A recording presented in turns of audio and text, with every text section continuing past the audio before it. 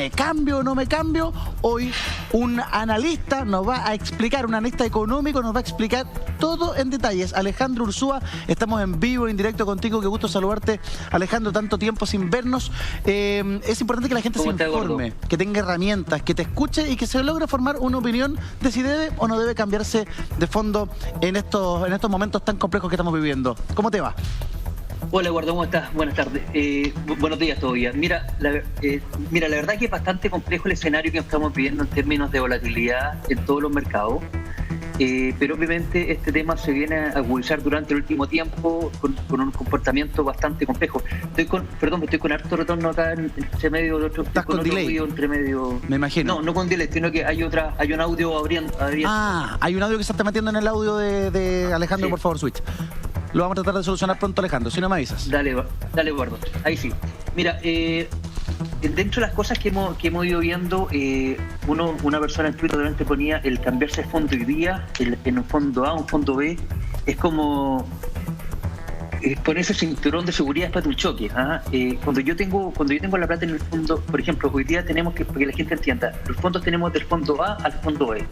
El fondo A es un fondo que está compuesto con un mayor nivel de tasa variable, ¿vale? Es decir, es un paquete activo en el cual hay un componente muy grande del dinero que va destinado a principalmente mercados de valores. Ya. Con el rendimiento que hemos tenido hoy día en las bolsas, ¿qué pasa? Por ejemplo, la aerolínea, ¿no es cierto?, que generalmente eran empresas que rentaban muy bien, o cualquier fábrica en particular, es que con el efecto del coronavirus, esta fábrica no va a vender lo que vendía con anterioridad. Y automáticamente, ¿no es cierto?, la gente empieza a vender las posiciones, empieza a vender estas acciones, y las acciones empiezan a bajar como consecuencia porque la gente busca, el inversionista, irse a monedas de resguardo, como por ejemplo, o elementos de resguardo, como por ejemplo, pueden ser los bonos del Tesoro americano, o puede ser, ¿no es cierto?, las monedas duras, como el caso, ¿no es cierto?, del dólar, que hoy día tenemos subiendo con fuerza prácticamente unos casi 13 pesos, lo que va desde la apertura hasta lo que va ocurrido en el recurso de la mañana. Entonces, bajo ese escenario, obviamente los fondos que están más expuestos son el fondo A y el fondo B, que es, ¿no es cierto?, de alguna manera materializado una mayor cantidad de pérdidas. Pero hay que entender, ¿no es cierto?, que según el rango etario, automáticamente, por default, las administradoras de fondos de pensiones colocan, ¿no es cierto?, a la gente en torno a su fondo, y siendo el fondo más riesgoso en el cual te autocalifica o te califica automáticamente la administradora de fondos, es el fondo C, que es un fondo que hoy día, este tema siempre tenemos que mirarlo, como decía muy bien la nota, a largo plazo. Son carreras que duran 40 años, entonces son eventos puntuales. Si bien, ¿no es cierto?, esta pandemia ha tenido una característica que ha sido muy aguda en la caída, también esperamos que tenga, ¿no es cierto?, un gráfico de V corta o de V, ¿no es cierto?, que también la recuperación de esta, ¿no es cierto?, de esta crisis también sea bastante aguda. Alejandro, por ejemplo, sí. ¿Tú qué edad tienes? Yo tengo 44. 44. ¿Y en qué fondo estás? Yo estoy en el fondo E, pero generalmente por edad, ¿no es cierto?, porque yo cuando hubo un tiempo atrás que tomé, ¿no es cierto?, opté la opción de resguardarme a un fondo de menor nivel de volatilidad. Exacto. Pero, por ejemplo, en mi rango etario deberíamos estar en el fondo C. Y si, por ejemplo, yo tengo acá un promedio, ¿ya?, que en los últimos 36 meses de rentabilidad, el fondo C ha rentado positivo más 34. El fondo D, que es el segundo, donde debería estar la gente próxima a los últimos 5 años a jubilar, ha rentado más 1.52, y el fondo E más 4.98. Mira. Entonces, al decir esto, tenemos que tomarlo en un contexto global. Obviamente, hoy día puede ser que efectivamente tengamos bruscas caídas, pero si yo, por ejemplo, estoy en el fondo A, tuve estas bruscas caídas y me cambio al fondo E, automáticamente estoy haciendo realidad estas pérdidas virtuales, las estoy pasando a la realidad, y después, cuando este fondo se recupere con la misma fuerza que esperamos que se recupere después de la caída, me voy a haber perdido estos efectos de bonanza. Entonces, yo te voy intentando traducir a la calle, a lo simple, a lo que uno entiende, y tú me dices si estoy bien o estoy mal. Tú me vas corrigiendo. O sea, hubo una pérdida grande, estoy en el fondo A, que es donde estamos gente de nuestra edad, Germán. No. El fondo A y el fondo B, son los fondos más riesgosos, son voluntarios. Yo automáticamente me tengo que inscribir en un cambio de fondo y irme a estos fondos más riesgosos. Exacto. Pero, por ejemplo, para quienes estamos en el fondo A, si ese fondo A perdió mucha plata en este tiempo, si yo me cambio ahora, hago realidad la pérdida. Exacto. En cambio, si me aguanto, debiese tender a subir cuando se recupere toda esta crisis, y voy a tener tiempo de que me jubile para que se recupere eso. Exactamente. Si yo tengo menos de 45 años, no debería preocuparme mayoritariamente de lo que estamos viendo hoy día. Acuérdate que también para la crisis subprime, para el año 2008, se esperaba un efecto también muy demoledor y que se demorar 10 años en recuperarse las bolsas de comercio y llegar a su ritmo habitual. Se demoraron 2. Y la gente que estaba, ¿no es cierto?, en esos fondos de rentabilidad también mejoró importantemente su rendimiento. Entonces, esto siempre hay que mirarlo como una carrera de largo plazo, ¿ya? Porque obviamente si yo me cambio de fondo, estoy materializando la caída, ¿no es cierto? Y potencialmente también me estaría perdiendo recuperación rápida. Exacto. Entonces, la recomendación es que mirar, ¿no es cierto?, en un largo plazo. Otra cosa que es importante, la gente tiene que entender que cuando pide un cambio de fondo, la materialización del cambio de fondo se demora 4 días hábiles. ¿Vale? Si yo me cambio hoy día, recién el día viernes voy a estar, ¿no es cierto?, cambiando mal fondo. Entonces, de alguna manera, yo creo que lo importante es que no hay que ser termocéfalo, hay que tener la cabeza fría y hay que entender esto en un proceso plazo. Hoy día obviamente los mercados están con un nivel de volatilidad tremendo. Por ejemplo, nosotros estamos viviendo, estamos dentro, el año en marzo del año 2020, está entre los 3 episodios de mayor nivel de volatilidad del IPSA, ¿no sé, que son el índice de selección de accionario de Chile. Tuvimos el principal evento con mayor nivel de volatilidad fue el año 87 con plebiscito. Ahora tenemos la pandemia del 2020 y posteriormente, ya en tercer lugar, la crisis subprime del 2008. Entonces, hoy día, ¿no es cierto?, la recomendación son paños fríos. De hecho, por ejemplo, la semana pasada con el paquete accionario y con el impulso de paquete de medidas económicas que el gobierno Donald Trump estaba anunciando en la economía norteamericana, automáticamente tuvo 2-3 días de muy buen rendimiento, inclusive tuvo un crecimiento muy grande durante un día que fue de casi un 20 y tantos %. Entonces, estos niveles de volatilidad obviamente no son amigos de las inversiones y obviamente hay que tomar las decisiones tomándolo dentro de la mayor, con la cabeza lo más fría posible. Alejandro, y entender que si yo ya me cambié un fondo a otro, estaría haciendo la pérdida. Dime, Gordo. Hay hartas preguntas aquí en el panel. Germán tiene preguntas. Aldo Duque, que está muy lejos de jubilar, también tiene una consulta para ti a esta hora de la mañana. Aldo, dale nomás, ahí está Alejandro para ti. Hola Alejandro, buenos días. Hola, ¿cómo estás, Aldo? Un placer. Alejandro, te voy a hacer una pregunta. Mira, me voy a poner en el lugar de una persona que hoy día, un varón que hoy día tiene 64 años, o una dama que tiene 58, está a punto de jubilar. Pero sabe, yo estoy en el fondo A porque siempre me ha gustado el riesgo, estoy en el fondo A porque gana más en largo plazo que el fondo E. Pero no quiero jubilarme porque voy a hacer la pérdida. ¿Qué pasa si eventualmente tengo alguna espalda y me quiero reservar el derecho a jubilar? ¿Puedo postergar mi jubilación para esperar mejores momentos o tengo que jubilarme obligatoriamente? Yo podría esperar la jubilación y hay un tema re importante.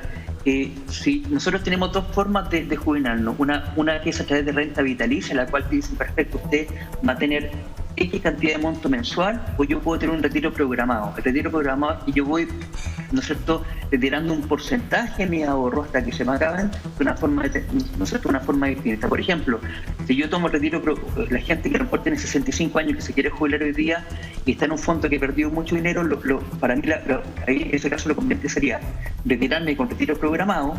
¿Ya? Y posteriormente esperar, porque con retiro programado yo no liquido mis fondos, siguen estando estos fondos rentando, y con posterioridad, cuando vea que se estabilice, que se recuperen de alguna manera estos fondos de este choque económico que estamos viendo, no solamente en Chile, sino que a nivel mundial, automáticamente con posterioridad a eso pasó una renta vitalicia. Es una forma de poder capear este escenario, Aldo, que obviamente tiene un nivel de volatilidad nunca antes visto, ojo, también hay que considerar eso. A diferencia, esta crisis, también Eduardo y Germán que están en el estudio, para poderlo entender, esta es a diferencia de la crisis subprime, que esto, ¿no es cierto?, se abrió un saco de grillos donde había, ¿no es cierto?, una administración a mansalva, ¿no es cierto?, con respecto a cifras de riesgo en un país, como fue el caso, ¿no es cierto?, de la crisis subprime. En Estados Unidos ¿no es cierto?, se destapó este saco de grillo y teníamos todo bastante acotado. La guerra comercial sabíamos que, ¿no es cierto?, algo iba a hacer Trump, algo le respondía el gobierno chino, la guerra comercial entre China y Estados Unidos, sabíamos los pasos, pero obviamente esto es una pandemia que no sabemos cuál va a ser el siguiente paso, y obviamente eso es lo que tiene tan nervioso los mercados. Exacto. Oye, Alejandro, ¿y hay alguna estimación en tu visión de analista económico de cuánto hemos perdido, cuánto hemos retrocedido en lo que hemos capitalizado durante los años? Porque entiendo que en lo que va de marzo se ha perdido un 20% del fondo A, pero eso sería un monto equivalente a hasta hace cuántos años atrás, por ejemplo. que pasa es que es difícil llevarlo a años porque de alguna manera el fondo había tenido un muy mal rendimiento, pero la semana pasada también tuvo buen rendimiento durante 3 días. Por ejemplo, durante 3 días tuvo un rendimiento hasta el día martes, miércoles y jueves de un 3.57% por día. Entonces, con estas características, hablar de tomar las fotos hoy día es bastante complejo. Por eso siempre tenemos que esperar que estos shocks, esperarlo y pasarlo de alguna manera. Insisto, el cambiarme, si estoy en el fondo A y me cambio el fondo B hoy día, sería, como muy bien decía un tuitero, sería ponerme el cinturón de seguridad tras el choque para esperar que no me pase nada. O sea, de alguna manera este tema ya está hecho. Y obviamente también para llamar a la calma, Germán, en el sentido de la gente. Por default, la gente está entre el fondo C y el fondo E, que son niveles de bastante menor nivel de volatilidad y bastante menor riesgo. Y si estos 3 fondos yo los analizo durante los últimos 36 meses, no han tenido pérdidas, han tenido muy pocas ganancias, pero tampoco han tenido pérdidas. Por ende, en este minuto tenemos que enfocar este tema desde una visión mucho más macro y entender que son carreras de largo aliento, donde 40 años, ¿no es cierto?, es harto tiempo y que deberíamos esperar, ¿no es cierto?, de aquí a un par de meses más, cuando ya esta pandemia también está recuperada, también tenemos un efecto rebote bastante positivo también en la bolsa de comercio. Ajá. Los empresarios, Alejandro, los empresarios... Hola, Connie. Hola, ¿cómo estás? Los empresarios han hablado más o menos de que la reactivación podría tardar 6 meses. ¿Tú crees que lo mismo se llevaría a los fondos de pensiones, que más o menos, volviendo a la normalidad, tardaría más o menos 6 meses en recuperar en lo que estaban? Inclusive puede ser un poco más, Connie. A ver, lo importante, por ejemplo, es que de alguna manera, por ejemplo, vemos que muchas autoridades están pidiendo la cuarentena total. Nosotros tenemos que tratar de buscar el equilibrio. De hecho, lo dijo, ¿no es cierto?, la Organización Mundial de la Salud, que destacaba que Chile es uno de los países que ha manejado de una muy buena manera esta pandemia con respecto al coronavirus, de ir generando cuarentenas parciales, pero lo importante también es, de cierta manera, mantener dentro de lo posible, dentro de las medidas sanitarias posibles, el funcionamiento de la economía. Por eso también es tan buena iniciativa del ministro Villar, ¿no es cierto?, de poder de alguna manera congelar y mantener los puestos de trabajo, cosa que cuando se reactive la economía, mientras menos movimiento haya perdido durante este correr del tiempo, obviamente el efecto de recuperación va a ser más rápido. Entonces, yo creo que asignarle hoy día tiempo también es irresponsable, porque obviamente esto es una noticia en desarrollo que no sabemos todavía cuándo y cuál será la repercusión y ni cuánto va a durar, pero de alguna manera vemos, por ejemplo, hoy día, si yo me meto en la bolsa de comercio, perdón que salga un poco la vista de la pantalla, pero hoy día, por ejemplo, la bolsa hoy día está subiendo 1,4% positivo en Chile. Entonces nos damos cuenta que de alguna manera esto es una noticia que hoy día está en desarrollo, en donde también hay que tener claro que los mercados son sumamente histriónicos su funcionamiento.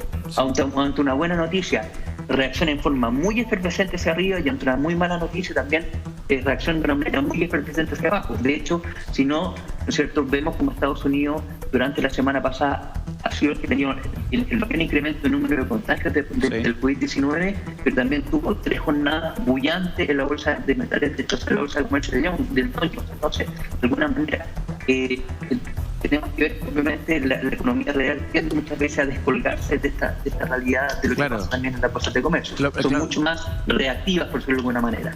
Y además lo que pasa es que cuando el gobierno norteamericano pone una ayuda, es una mochila del porte de un estadio. Entonces, la reacción del mercado es evidente, porque ahí esa billetera es gorda.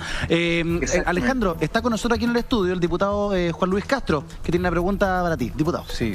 Hola, Juan Luis. Hola, ¿qué tal? Mira, quería preguntarte lo siguiente, porque hay 2 grandes grupos de personas que están hoy día haciéndose muchas preguntas. Aquellos que estaban cotizando, siguen cotizando, pero que pueden ser despedidos o están siendo desvinculados o la empresa va a reducir y no saben qué hacer, si seguir como independiente o sin empleador cotizando o simplemente tener una laguna.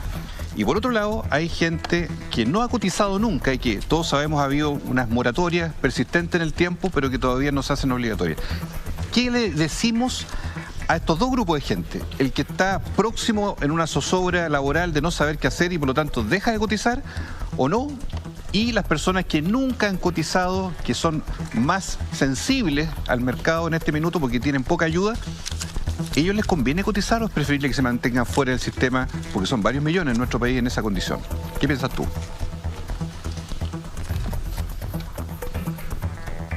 Alejandro, se cayó el contacto. Vamos a retomar de inmediato con Alejandro Ursúa, analista económico que nos está ayudando a entender un poco cómo se... Ahí volvió. Alejandro, ¿estás ahí? Perdón, Eduardo, sí, se me había cortado la llamada. Perdón, no te preocupes. Diputado, está en la mitad de su pregunta y se cortó. Me alcancé a escuchar que habían dos grupos, ¿no es cierto?, de personas, una que estaban muy breve, con riesgo de perder su fuente laboral y la otra. La otra es el grupo de personas que nunca han cotizado, que son independientes, comerciantes, feriantes, en fin, taxistas. Ellos les conviene derechamente postergar hasta un tiempo más, cotizar, o sigue recomendándose, como se hacía hasta antes de la crisis, que pudieran invertir como independientes cotizando en una FP. ¿Qué piensas tú? Yo creo, en general, yo creo que lo justo sería que todo el mundo que estamos activamente trabajando cotizáramos, sino de alguna manera, porque acá hay una idea, diputado, que nosotros tendemos a pensar que el Estado, hay que ser bien claro, el Estado no es un generador de riqueza, el Estado administra, ¿no es cierto?, los recursos que generamos todos los ciudadanos vía de impuestos, ya sea, ¿no es cierto?, desde la recaudación del IVA, del impuesto de segunda categoría, etcétera. Entonces, de alguna manera, esta persona, por ejemplo, que durante mucho tiempo no cotizó, llega un momento determinado en donde deja de trabajar. Por ejemplo, me imagino una persona que, por ejemplo, trabaja informales en la construcción, es un maestro yesero. Y este maestro yesero está acostumbrado a que le paguen al término de la semana o al término, ¿no es cierto?, de la quincena o el mes, y no está, ¿no es cierto?, escrito un sistema de pago de honorario. Automáticamente somos todos nosotros, ¿no es cierto?, ¿no es cierto?, los que aportamos al Estado, los que de alguna manera van a tener que terminar financiando la jubilación de esa persona a través, ¿no es cierto?, de una pensión solidaria. Por ende, yo creo que es un factor muy importante que todas las personas que estamos activamente trabajando, que estamos contribuyendo, ¿no es cierto?, al movimiento de la economía chilena, estemos siempre cotizando y siempre estemos entregando, ¿no es cierto?, nuestro porcentaje de alguna manera, para no cargarle la mochila al resto de la ciudadanía, y un tema que es bastante importante. Por ende, en este caso, independientes, sean, ¿no es cierto?, trabajadores independientes, que hoy día, ¿no es cierto?, la modificación de la reforma tributaria habla que van a tener que empezar a imponer también en forma individual, que va, ¿no es cierto?, que va a ser captado a través de la desobtención del impuesto, o la gente, ¿no es cierto?, que de alguna manera teme perder su fuente laboral, sería bueno para tratar de evitar las lagunas previsionales. Exacto. Alejandro Ursúa, analista económico, ayudándonos a comprender un poco lo que pasa con nuestros fondos de pensiones, y espero que ustedes en la casa hayan podido tener mayor claridad respecto de qué hacer de aquí al futuro. Ya lo dijo Alejandro, si usted tiene menos de 45, aguántese nomás si está en el fondo A o en el fondo B, porque debiese comenzar a subir cuando la crisis pase.